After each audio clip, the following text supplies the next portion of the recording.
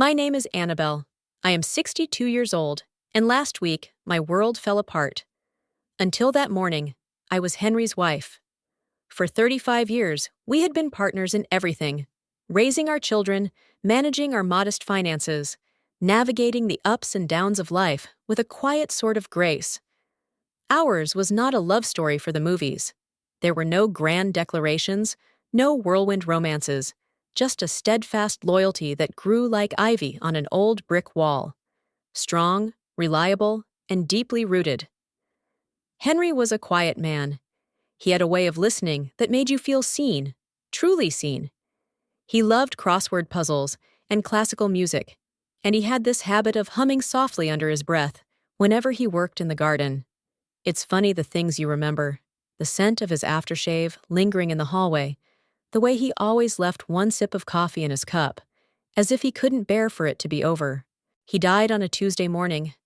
The sky was overcast, and there was a sharp chill in the air. We had just finished breakfast. I remember I was telling him about a dream I had, something silly involving a talking cat and a broken elevator. He laughed. Then, his hand dropped the spoon he was using to stir his coffee. His body slumped forward. Just like that. One moment, he was there, eyes crinkling at the corners with amusement. The next, he was gone. The paramedics said it was instant, a heart attack so massive he likely didn't feel a thing. But I felt it. I felt the silence, the cold, the disbelief crash over me like a tidal wave. That kind of silence doesn't just fall, it roars. The days that followed were a blur. The funeral was simple, just as he would have wanted. Friends, neighbors, even people we hadn't seen in years came with flowers and casseroles, murmuring the same tired platitudes. He was such a good man. He'll be missed.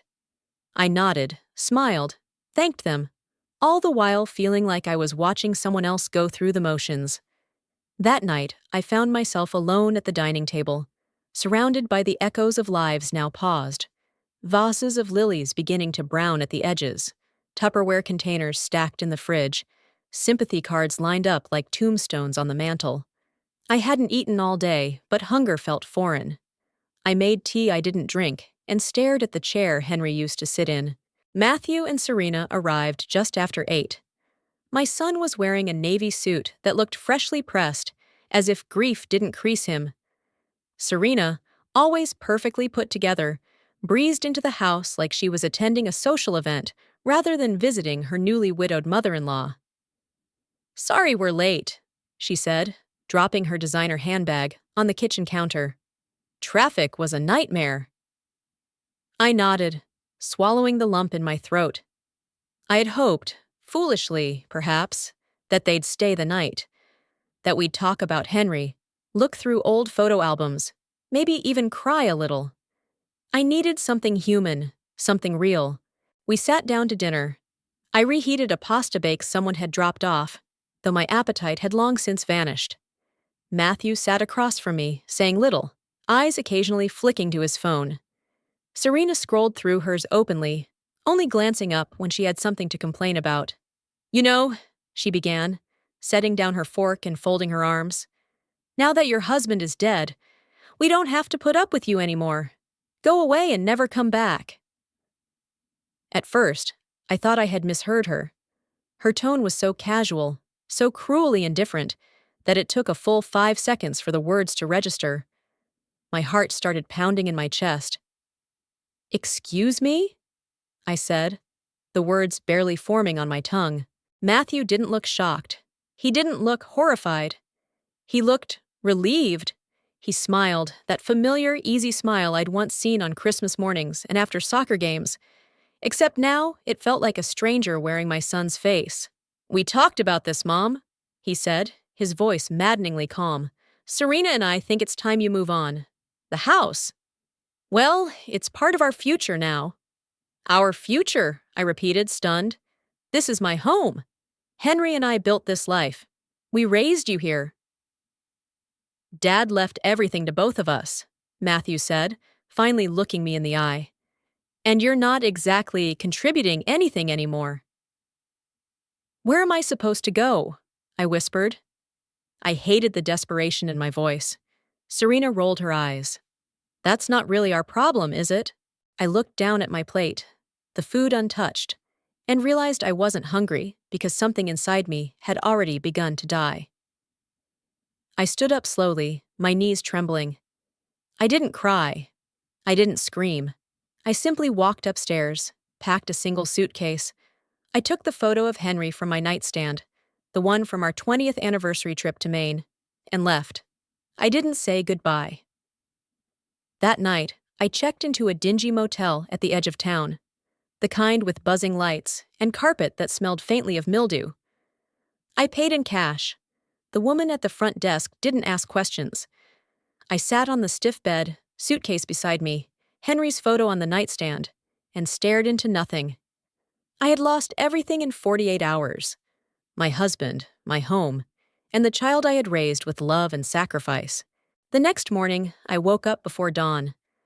I hadn't slept, not really. My bones ached from the motel mattress, but it was my heart that hurt the most. I washed my face in the cracked sink, put on my cleanest dress, and walked to the bank. Because sometimes the only thing more powerful than heartbreak is the quiet resolve of a woman with nothing left to lose. The motel room was dark when I slipped out, the walls already forgetting me. I left no trace of my presence behind. No stray hair in the sink, no tissue in the bin. Just a woman walking alone into the dawn, carrying a worn purse, and a name no one seemed to respect anymore. Outside, the world was muted and still. A soft mist clung to the pavement, and the early morning air carried the scent of wet leaves and something colder, sharper, a promise of winter. I moved slowly down the sidewalk, my shoes echoing faintly in the emptiness. Each step felt heavy, like wading through a life that no longer fit me.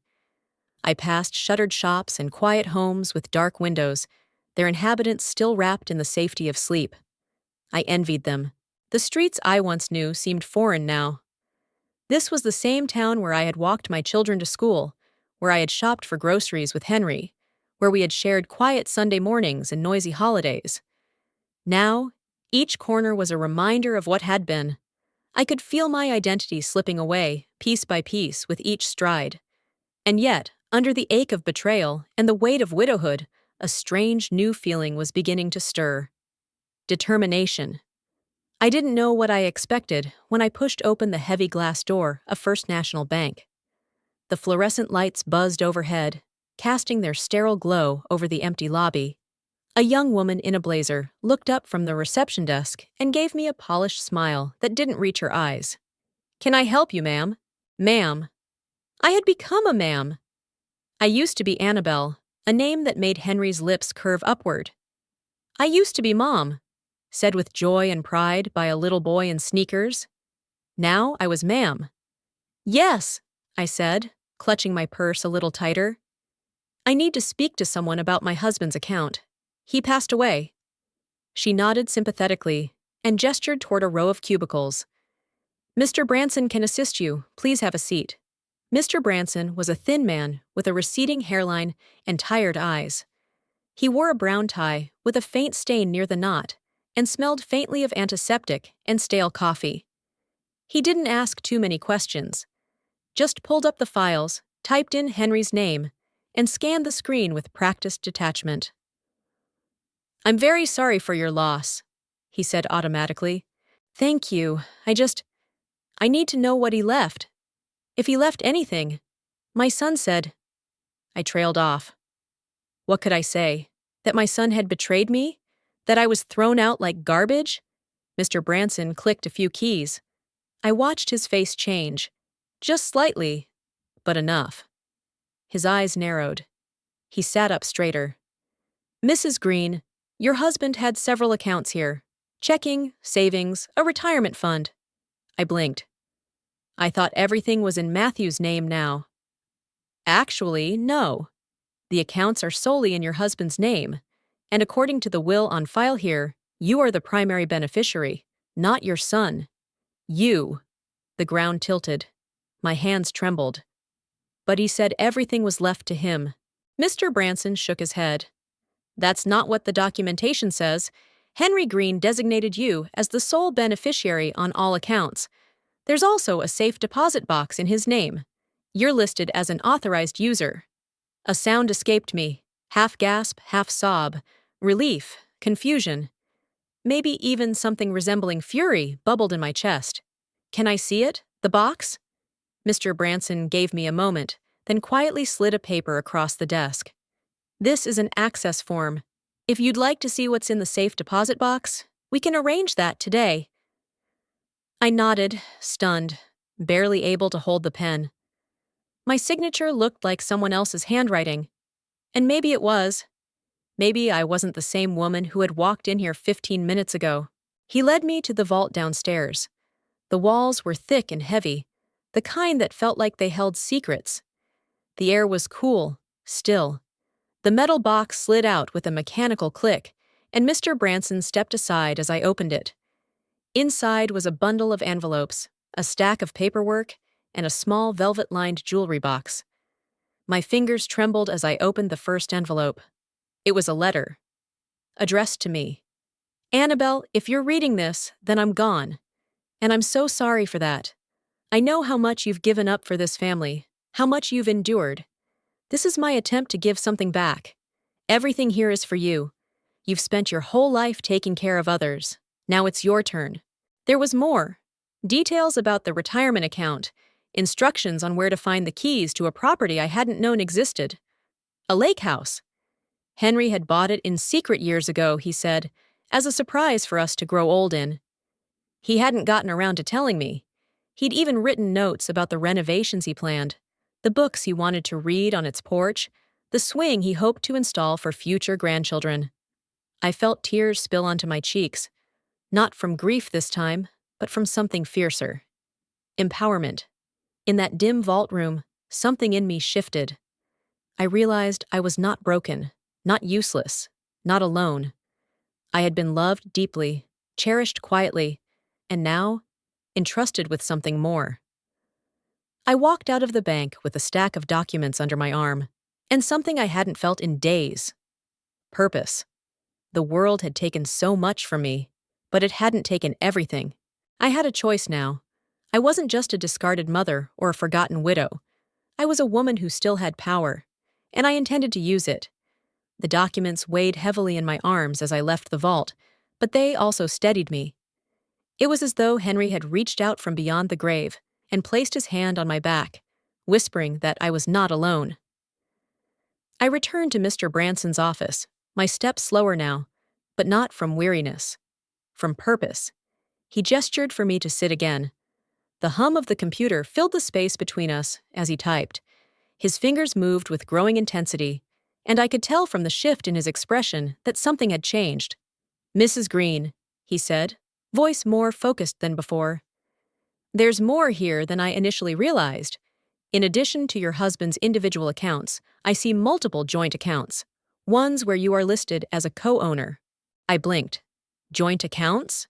He nodded, turning the screen so I could see. Yes, and that's just the beginning. It appears that over the past 15 years, your husband has set up multiple financial instruments in your name alone. Trusts, certificates of deposit, dedicated retirement accounts, some of them quite substantial. I leaned closer as he clicked through tabs and pulled up digital statements. Page after page, my name kept appearing, paired with account numbers and amounts that made my head spin. He printed out a comprehensive summary and slid it across the desk. My eyes scanned the sheet, heart thudding. A 6-figure trust fund opened when Matthew went to college. A CD that matured last spring with interest that nearly doubled the original deposit. A savings account, untouched for over a decade, containing more than $80,000. A brokerage account with stocks and companies I had never heard of, but now carried my name alone. And the emergency savings account, over $40,000, built up little by little. Its deposits had Henry's fingerprints all over them. Monthly contributions, like quiet love notes I never knew he'd written. I felt dizzy. Why didn't I know about any of this? Mr. Branson looked at me, his voice gentle. Sometimes people protect those they love in quiet ways. Your husband was deliberate. He made sure no matter what happened, you would be safe. Safe. The word echoed in my mind, both a balm and a knife. For so long, I had thought of myself as expendable. Matthew and Serena had treated me like excess baggage, but here was Henry, my Henry, who had spent years quietly weaving a net strong enough to catch me, even after he was gone. A memory surfaced, clear as crystal. One rainy night, we had been arguing over bills. Matthew was in high school then, and money had been tight. I'd asked Henry if we could dip into our savings, but he'd refused. Said we had to be careful. I thought he was just being stubborn. Now I understood. He wasn't hoarding money, he was preserving my future. Is all of this really mine? I asked, barely able to breathe. Mr. Branson smiled. Every cent! My hands trembled as I touched the paper. I was no longer the destitute widow Serena had so callously dismissed. I had resources, security, independence. I was not disposable. The tears came quietly, slipping down my cheeks. But this time, they weren't tears of grief. They were tears of recognition, of gratitude. Henry hadn't just loved me in life, he had honored me in death. Would you like to meet with a financial advisor to go over everything? Mr. Branson asked. I nodded. Yes, please. 10 minutes later, a woman named Leah entered the office. She looked to be in her early 40s, with calm eyes and a voice that carried assurance. She spoke to me like I mattered. She explained things slowly, making sure I understood compound interest, investment options, portfolio risk. I listened, asked questions. She answered without judgment. For the first time in my life, I wasn't watching someone else control the money. I wasn't a spectator. I was a participant in my own future.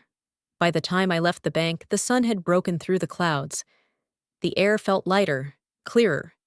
I stood on the steps and looked up at the pale blue sky, the corners of my mouth lifting in a faint smile. All those years I thought I was invisible, that my sacrifices had gone unnoticed. But Henry had seen me. He had planned for this moment, the moment I would need to stand on my own. I clutched the folder tighter and took my first step forward, not as a widow, not as a burden, but as Annabelle Green. And Annabelle Green was no longer afraid. Next morning, I returned to the bank for a follow-up meeting with Leah, the financial advisor, who had become an unlikely anchor in my stormy sea. The weight of yesterday's revelations still clung to me, but so did something new, a thread of steel in my spine. I had barely slept, but for once, it wasn't grief that kept me up. It was thought, planning, anger. Leah greeted me with her usual warm smile and a firm, steady handshake. Her presence radiated quiet confidence, the kind you borrow from someone else until you rediscover it in yourself. Good morning, Mrs. Green, she said. We've done some deeper digging. There are some things you need to see. She led me into a more secluded conference room this time. It was quiet, with polished walnut furnishings and a thick folder already waiting for us on the table. Leah opened it carefully, like it was a fragile relic.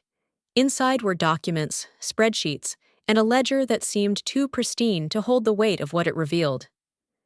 Yesterday, you mentioned that your son told you your husband had sold the construction company years ago. I nodded slowly, bracing myself.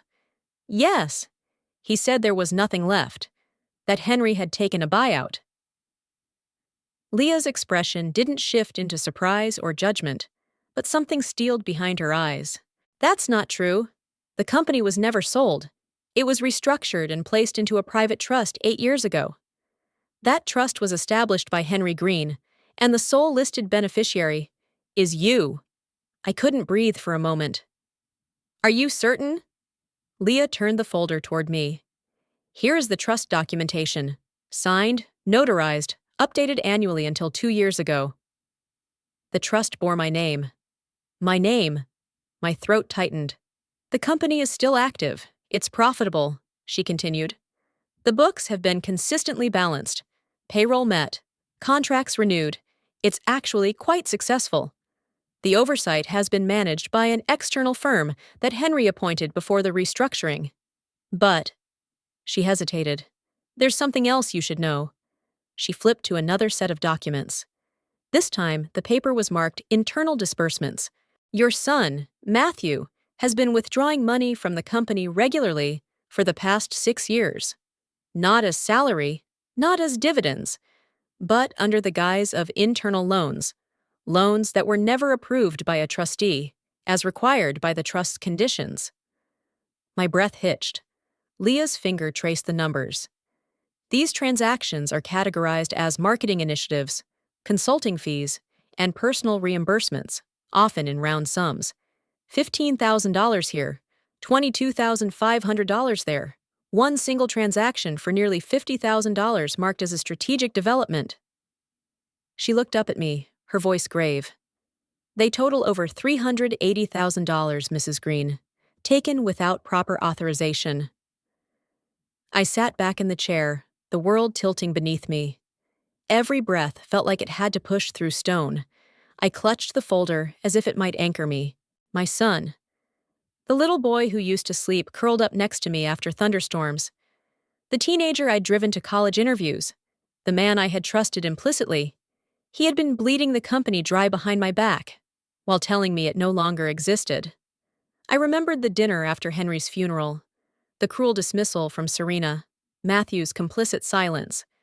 I had believed grief had hardened them, but now I understood. It wasn't grief, it was calculation. They wanted me out because they feared I might look too closely, that I might ask the wrong questions. But Henry had been watching. He had seen enough to take action, and he had done so with quiet precision. Leah cleared her throat gently, breaking the silence. Legally, this is fraud. You have every right to initiate recovery. The trust stipulates that the company exists for your financial security.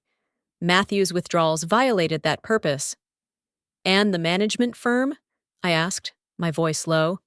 They were fed doctored documents by Matthew. He signed them as Acting Financial Liaison, a title that doesn't exist in any trust paperwork. It's very likely they didn't realize what was happening. I stood slowly. My knees wobbled, but I stayed upright. What do I do now? Leah didn't hesitate.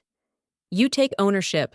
We'll notify the trustees, place an immediate freeze on discretionary withdrawals, and initiate a formal audit. We'll work with a legal team to review all of Matthew's activity.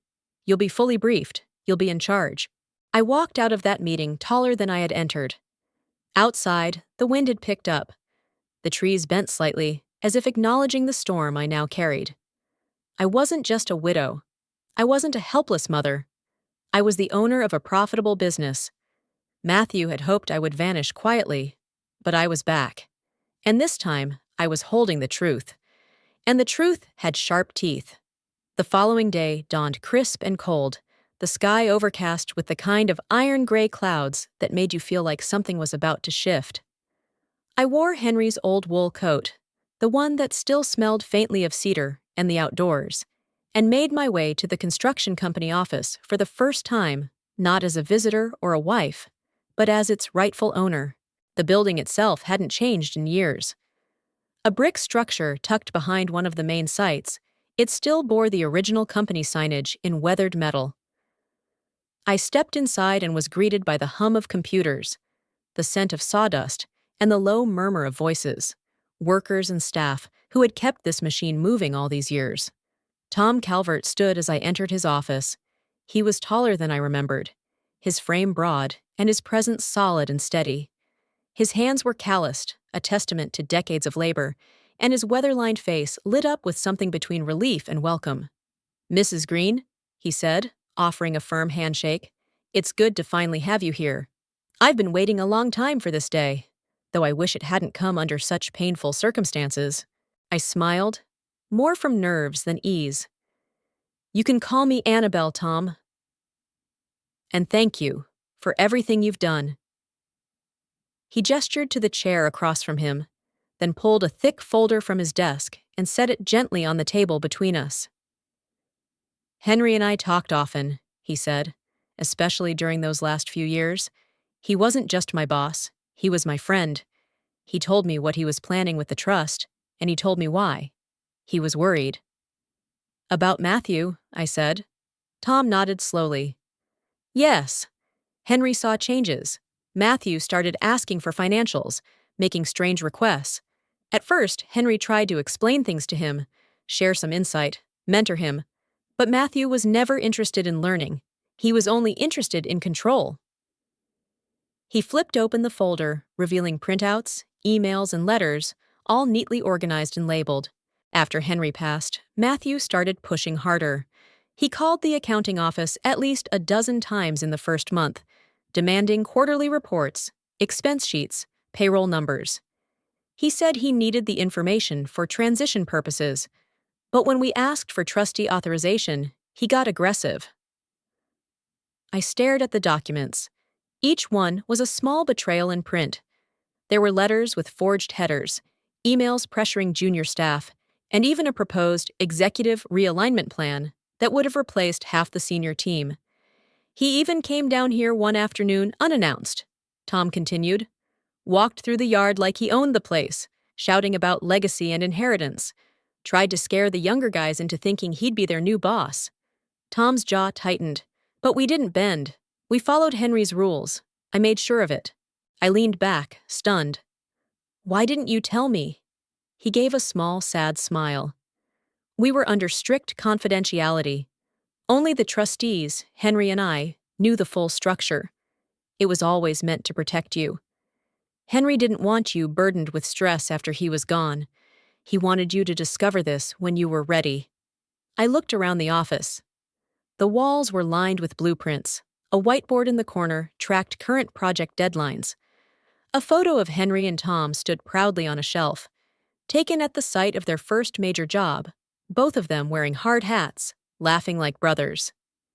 Tom, I said quietly, you've been the heart of this company.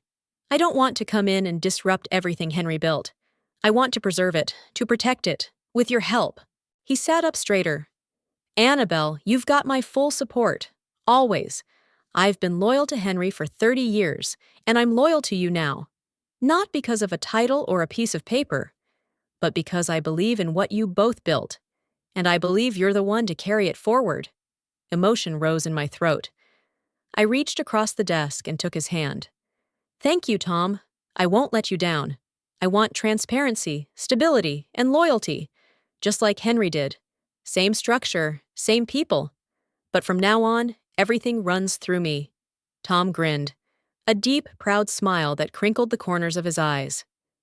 That sounds exactly like something Henry would have wanted. As I stepped outside into the wind, I didn't feel small or swept away. The sky had cleared just enough to let sunlight break through, warming the back of my neck. I had a company to run, and an empire to defend. Not just for Henry, but for myself. I didn't have to wait long for the inevitable. 2 days after my meeting with Tom, Matthew arrived at the construction office, all sharp angles and self-importance. He pulled up in a sleek black car he could barely afford, stepped out with the air of a man about to assume a crown, and marched through the entrance as if the building itself owed him something. He wore a tailored navy suit far too sleek for this dusty, honest place. His sunglasses rested cockily on his head, his phone clutched like a badge of status. His stride was quick, confident, a man who'd rehearsed his coronation. I stood in Tom's office, watching through the window as he passed by reception without so much as a glance. I need to speak to whoever's in charge now, he barked. Bring me the latest reports, all asset summaries and personnel files. I want to see the current project forecasts and last year's revenue statements. I expect a full debrief within the hour. The receptionist hesitated, mouth slightly agape. The atmosphere in the room changed. Conversations ceased. Phones were quietly set down. The staff didn't greet him. They stared, uneasy, silent. I stepped into the hall, each footstep deliberate. That would be me, I said. Matthew turned, the arrogance on his face fading into confusion. Mom? What are you doing here? I think a better question is, what are you doing here, Matthew? He scoffed, waving his hand dismissively. Don't be dramatic. This is Dad's company, which means it's mine now. I've come to take over, make sure the place is running properly. Tom stepped out behind me, arms crossed over his chest like a wall of stone. He didn't speak, but his presence said enough. "You're not in charge," I said, voice level and clear. "You never were, and you never will be." Matthew laughed, quick and breathless. "You're joking! Don't be ridiculous. Of course Dad would leave everything to me. I've been preparing for this my whole life." "Preparing," I said. "By stealing from the accounts? By lying? By manipulating people who worked here for decades?" He looked stunned for a second, then tried to recover. "I don't know what you've heard, but you don't understand business. This is bigger than you, Mom. Bigger than emotions. You've never even worked here. You're not qualified to run anything." "And yet your father trusted me more than he ever trusted you," I said, stepping forward. "Did he ever tell you the company was in a trust? That he moved it under my name years ago? That you have no legal claim to any of it?" His face paled. "That's not true. That can't be true." I turned to Tom. "Show him." Tom pulled a folder from under his arm and handed it over. "Every document you need is in there. Dated, signed, notarized. You have no authority here, Matthew. You never did." He flipped through the papers, his fingers trembling. Each page told the same story. The trust. The beneficiary. My name. His voice, when it came, was desperate. "This is insane. You need me. You need someone who knows the market, who knows how to expand. You can't do this on your own." "I already am," I said. "And more importantly, I have people who believe in me, who believe in what this company stands for. Loyalty, integrity, not entitlement." His eyes darted around the room, looking for backup. No one moved, not a single glance of sympathy, just quiet resolve from people who had seen too much and remained too silent for too long. "You're making a mistake," he muttered. "No," I said. "I'm correcting one." Tom stepped forward then, his voice calm but unmistakably firm. "Matthew, I'm going to have to ask you to leave. You're trespassing." For a moment, something flickered in his eyes. Not anger, not pride, but something that looked like fear. Then he turned and walked out the way he came. Faster now, the heels of his designer shoes clicking like a retreat. The door slammed behind him. The tension broke. I exhaled, not realizing I'd been holding my breath. Tom looked at me, that same steady expression on his face. "You handled that with steel, Annabelle. Henry would have been proud." I looked around at the people watching, at the silence filled with new respect. "No," I said quietly, a calmness settling over me. "I think I'm proud of me. For the first time in my life, I wasn't surviving someone else's choices. I was making my own." 3 days passed before Matthew returned, this time with Serena in tow. They didn't storm in like before. No suits, no sunglasses, no barked orders. They arrived at my modest apartment, a small 2-bedroom nestled on the edge of town, a far cry from the home they had so confidently claimed as their own. Their knock on the door was hesitant, almost apologetic. For a long moment, I simply stood in the hallway, staring at the door, the sound echoing through me like a distant bell. When I opened it, Serena's eyes immediately swept over the modest furnishings, her lips tightening in thinly veiled disdain. Matthew stood slightly behind her, hands shoved into the pockets of his overpriced coat, looking both irritated and unsure. The dynamic had shifted. The air between us buzzed, not with anticipation, but with reckoning. "Can we talk?" Matthew asked, voice tight. I nodded once and stepped aside. "Come in." They sat on the edge of the couch like children summoned to the principal's office. I took the armchair across from them and placed a thick folder on the coffee table between us.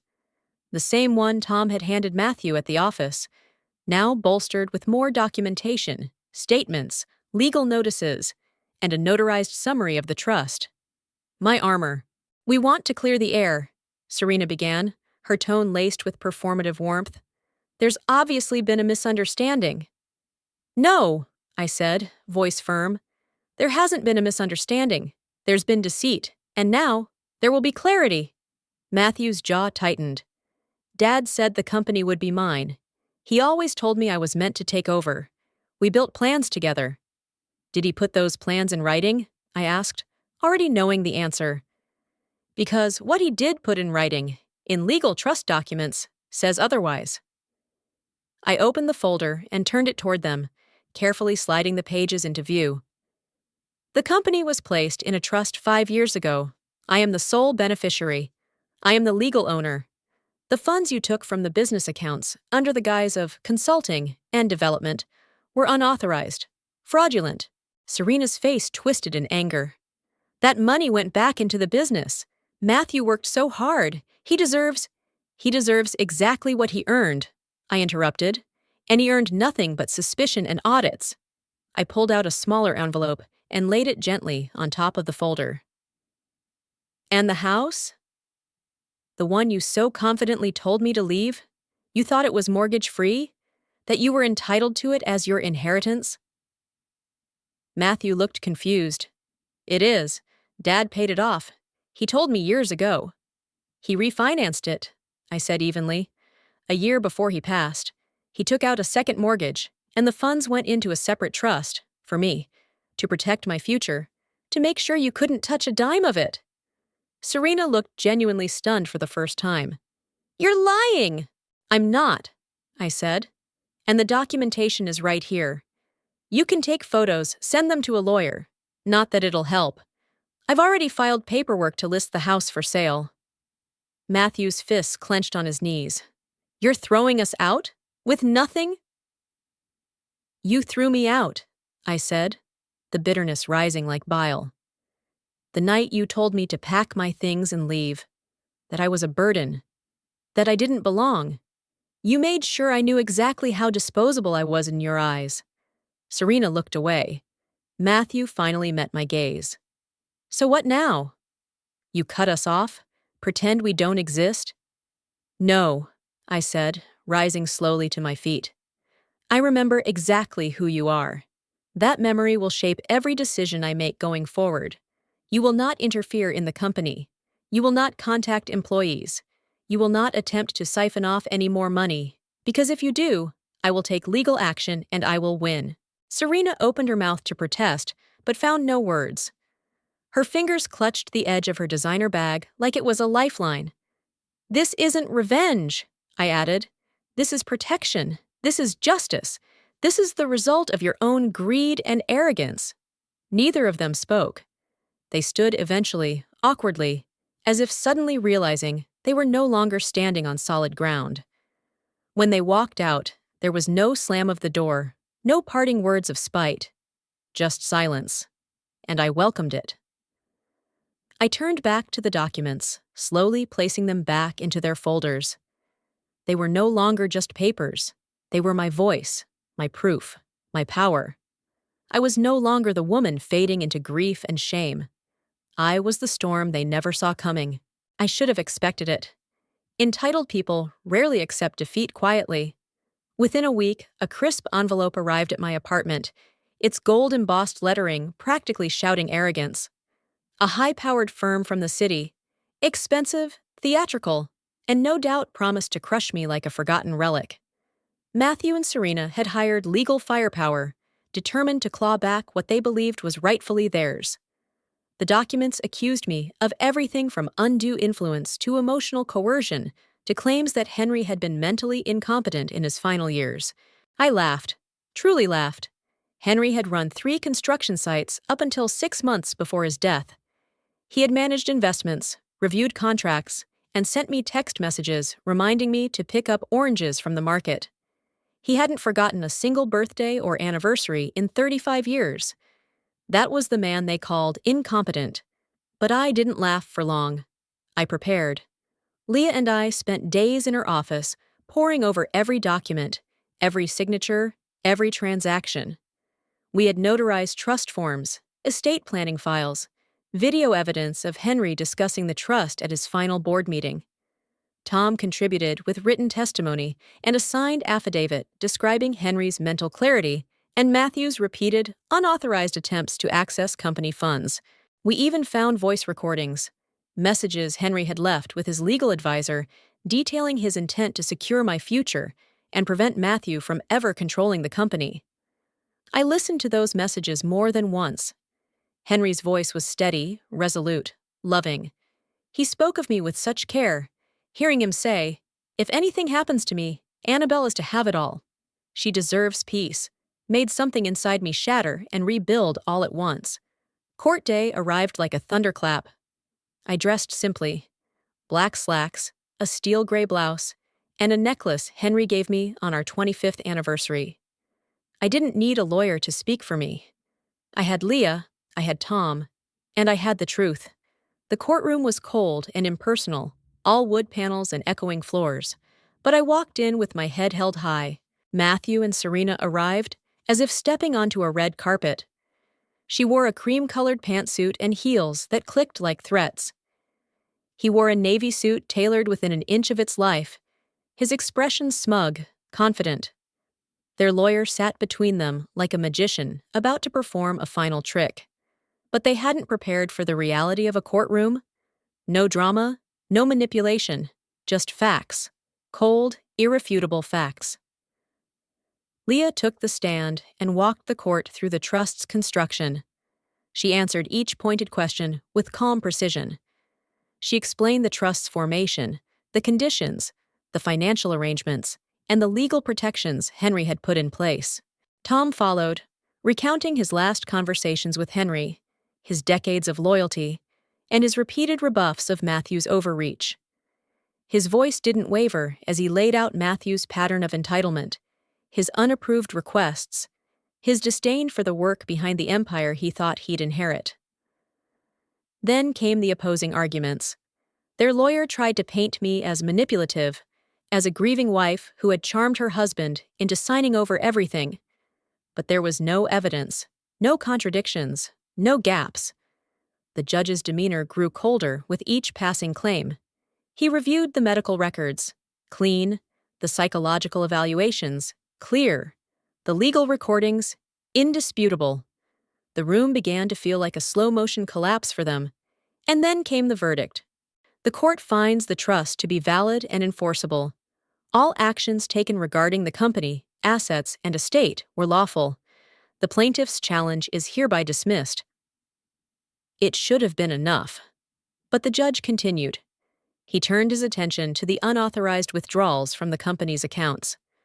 Over a dozen instances were documented: travel expenses for trips never taken, consulting fees to ghost companies, cash advances with no documentation, each one cataloged and traced back to Matthew.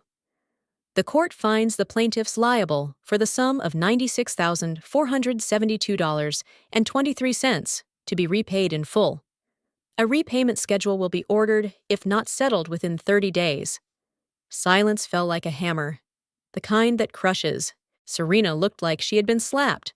Her lips trembled, her hands clutched her handbag like it could save her.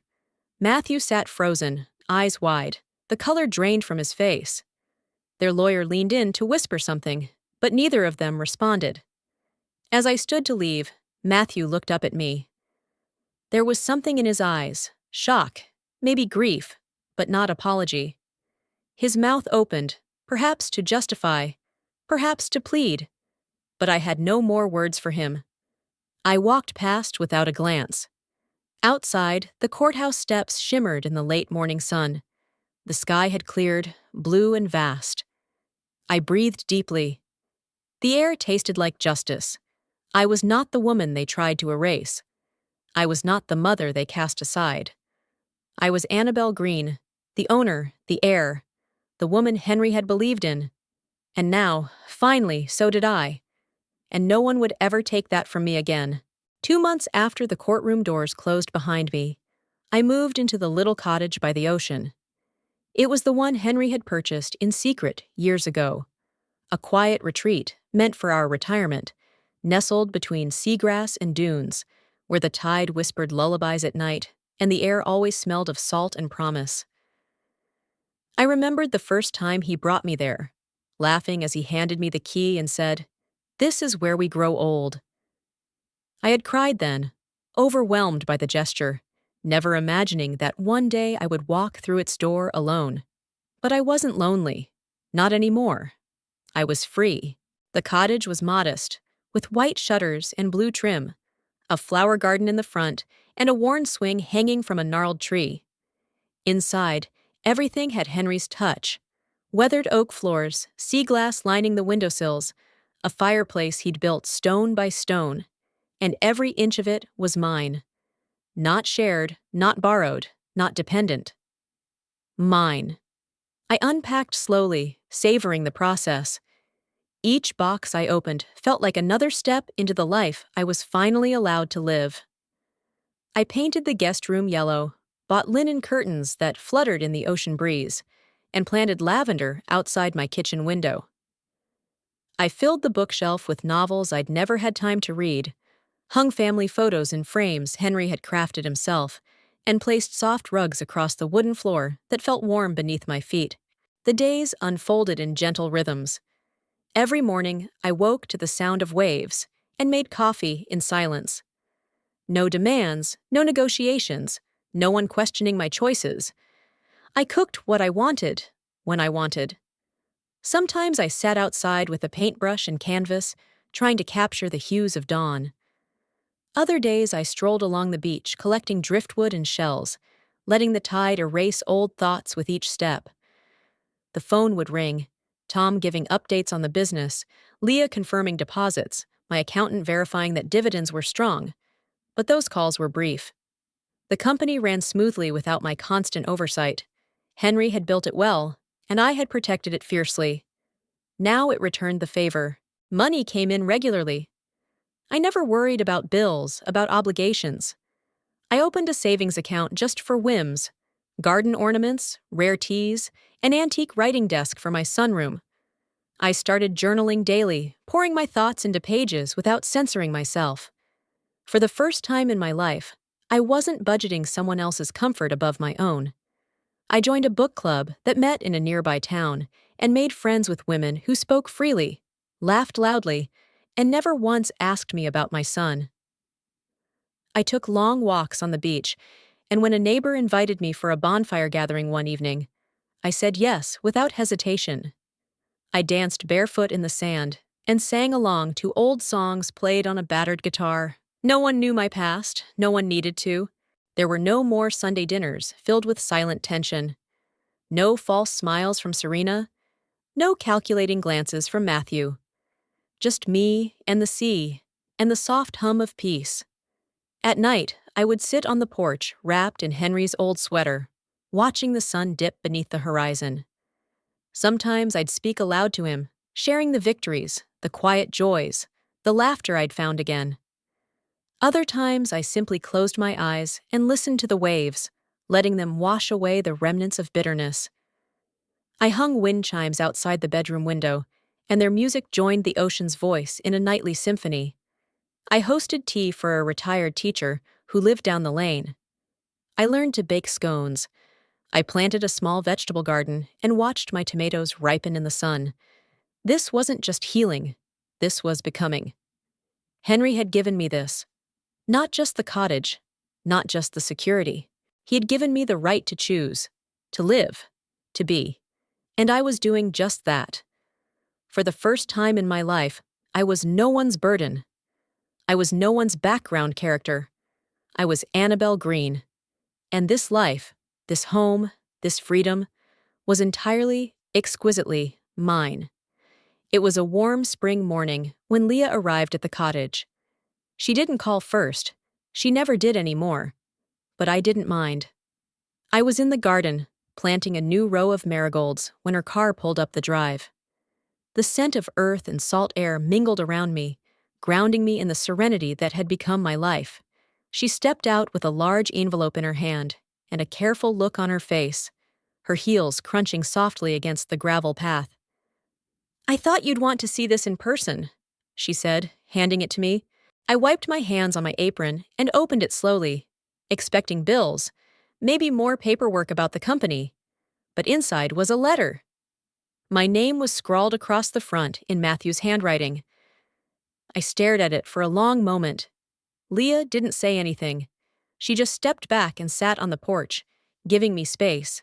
The letter was 2 pages long, and for once, it wasn't written in the language of entitlement or manipulation. It was raw, honest. Matthew wrote about the aftermath of the court ruling, how the weight of his actions had finally sunk in, how Serena had left, how he had taken 2 jobs to pay off the debt, working construction during the day and bartending at night. He wrote about the therapy sessions he was attending, about trying to understand how he became the kind of man who could betray his own mother. He didn't ask for money. He didn't ask for anything, really, just forgiveness. He wrote, "I know I broke something sacred. I don't deserve your trust, but I want to earn it back. Not with words, but with time. With action." He spoke of memories, of small things I thought he had long forgotten, the scent of my perfume when I tucked him in, the way I used to hum while folding laundry, the time I stayed up all night to sew his costume for a school play he forgot to tell me about until the evening before. And he admitted that, for years, he had taken my presence for granted, assuming I would always be there, even as he chipped away at the bond that connected us. He acknowledged how deeply he had hurt me, not just with his words at dinner that night, but in the years leading up to it, through dismissals, manipulation, and disregard.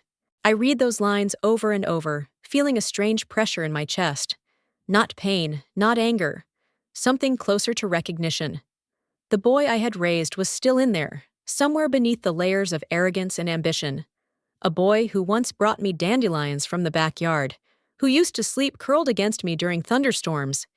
He described his sessions with the therapist in detail. How he was confronting his ego, his fear of inadequacy, and his compulsion to control. He wrote about crying, something I hadn't seen him do since he was a child. About the shame that crept in during quiet moments when he realized what he had done, not just to me, but to himself. "I wasn't strong," he wrote. "I was just loud.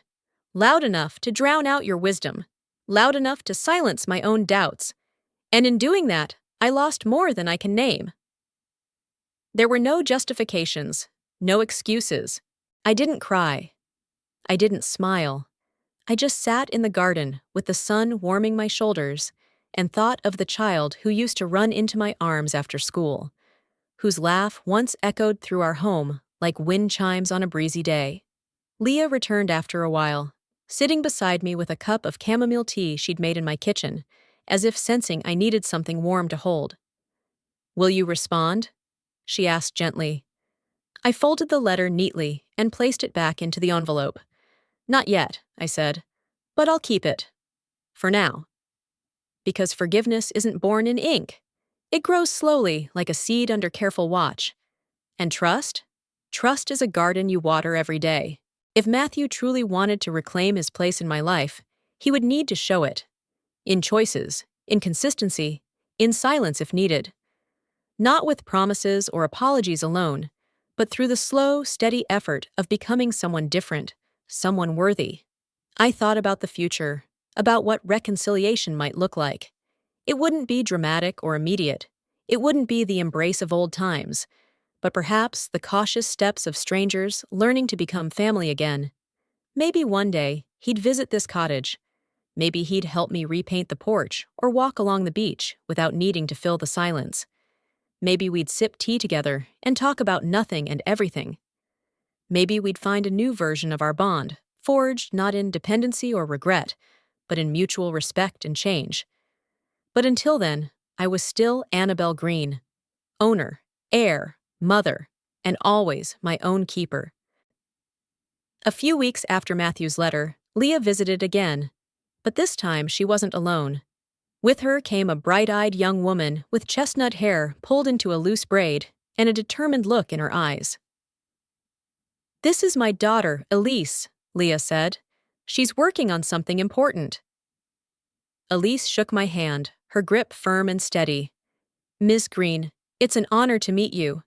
My mom's told me a little, but I'd love to hear it from you." I raised an eyebrow. "Hear what, exactly?" "I'm launching a support group," she explained, her voice brimming with quiet intensity. "For women who've experienced financial manipulation, especially by family, emotional coercion, gaslighting, hidden bank accounts. I've seen so many stories. But yours," her voice dropped to a reverent whisper, "yours is powerful." I glanced at Leah, who simply nodded. "It could make a difference," she said. "Your story could help women feel less alone, show them that it's possible to reclaim their lives." At first, I hesitated. My life had become so quiet, so peaceful. Sharing meant stirring the ashes again. It meant peeling back scars that had only just begun to fade. But something in Elise's eyes, fire, purpose, reminded me of myself before the betrayal, and of all the women I knew, or didn't know, still trapped in the roles others had written for them. "I'm not a hero," I said. "You're a survivor," Elise replied. "That's who they need." So I agreed, not with fanfare, but with the quiet certainty that I was ready. I invited them in, brewed a pot of tea, and we sat at the kitchen table with the ocean breeze drifting in through the open window. I started from the beginning, not just the dinner where everything unraveled, but the decades of subtle silencing, of being minimized, managed, maneuvered. I told her about the lies, the disregard, the way I had poured myself into a family that, in the end, had no trouble emptying me out. The years I spent believing that being needed was the same as being loved. The silent tolerance of micro-betrayals. The emotional debts I kept forgiving, while my own reserves were depleted. The invisible tally marks on my heart, one for every time I had swallowed my voice in favor of keeping peace. Elise took notes, eyes wet more than once. She asked thoughtful questions. She never interrupted. When I finished, she placed her hand over mine. "You've already changed someone, Annabelle." "Me." In the weeks that followed, Elise organized the first group meeting. She found a quiet venue in a nearby coastal town, a community hall with sun-drenched windows and worn wooden floors. She decorated it with soft lighting, flowers from her garden, and a sign that read, "Your story is your strength." She asked me to speak at the first meeting. I was nervous. I practiced in front of the mirror, unsure if I could share something so personal with strangers. But when I stood in front of that room, a circle of folding chairs filled with women of every age and background, I didn't feel fear. I felt purpose. I told them about the night I was told to leave my home, about my son's indifference, about the shock of discovering that I'd been written out of my own life. And then I told them about what came after, the quiet strength of taking control, the discovery that my husband had protected me even in death, the journey back to myself, how I'd found peace, dignity, and independence in a place I never thought I'd belong again, within my own self. I said, "Your worth isn't in what you give away. It's in what you claim, your name, your voice, your future." Some cried, others nodded. A few sat in stunned silence. The applause was soft, reverent, healing. Afterward, a woman in her 60s came up to me and said, "I thought it was just me." Another handed me a letter she had never been able to send to her ex-husband. A young mother asked if I could help her find a lawyer. I stayed late that evening, talking to each woman who needed a few minutes of understanding.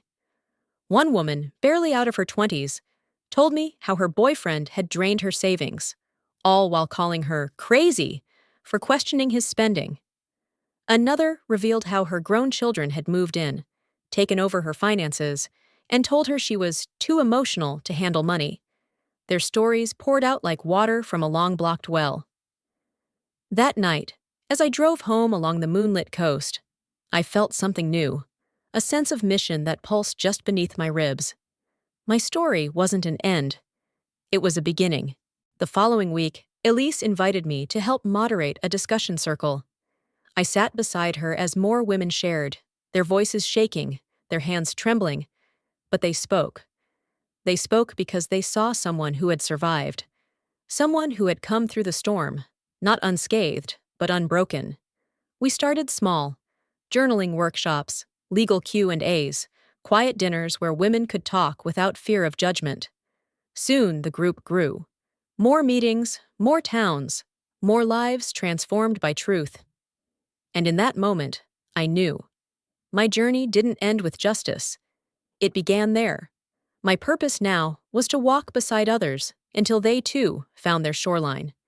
Because if one woman could rise from ruin, then perhaps many more could follow. And I would be there, holding the lantern, lighting the path. Every evening, as the sun began its slow descent over the ocean, I carried a glass of wine out onto the terrace.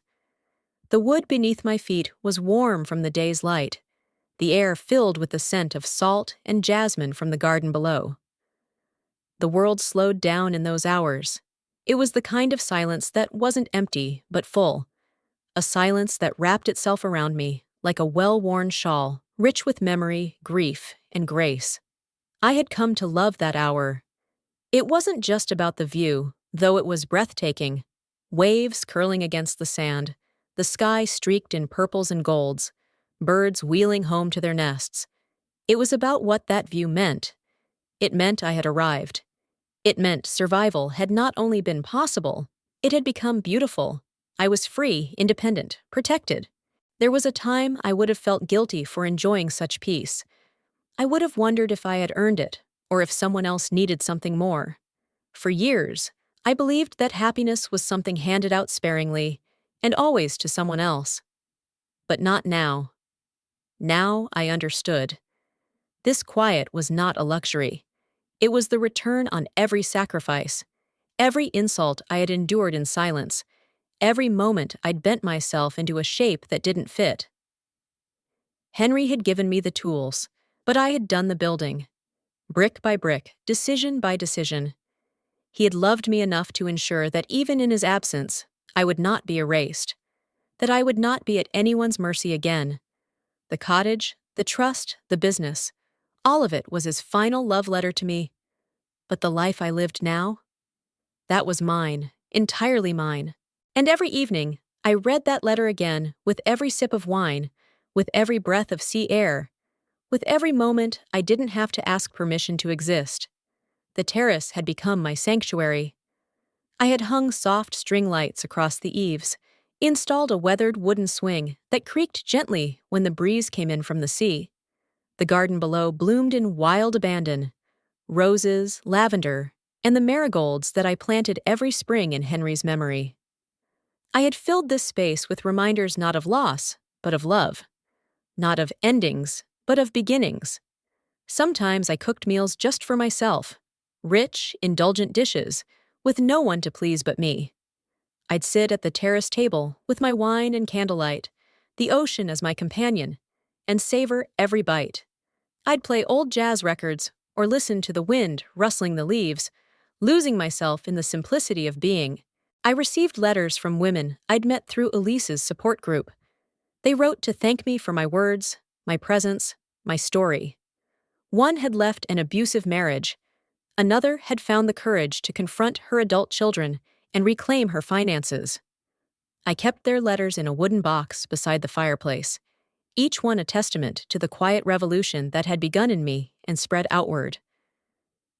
I thought about Matthew sometimes, not with bitterness, but with clarity. His letter still sat in the drawer beside my bed, unanswered, but not forgotten. He was trying, I believed that. He was learning, perhaps for the first time, how to be a better man. But trust, as I had learned, is a long road.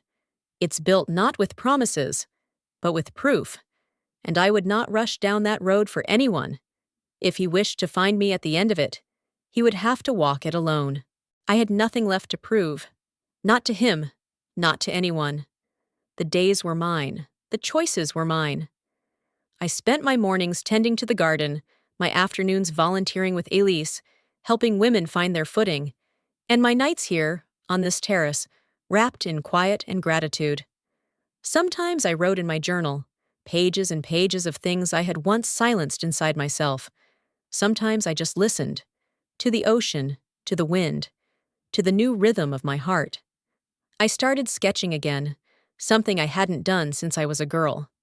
I filled notebooks with images of waves, flowers, and faces of women I had met, each drawing a small tribute to their resilience. I framed some of them and hung them on the walls inside, creating a gallery of strength. I no longer whispered my dreams. I lived them. I no longer asked for space. I took it, and I no longer waited for anyone's approval to be happy. I was Annabelle Green. Not just a widow, not just a mother, but a woman who had reclaimed her life, piece by precious piece, and I would never again ask for permission to live it. Because I had learned the most important lesson of all: you are allowed to be the author of your own story, and I had just begun to write mine. And the story ahead? It was going to be beautiful.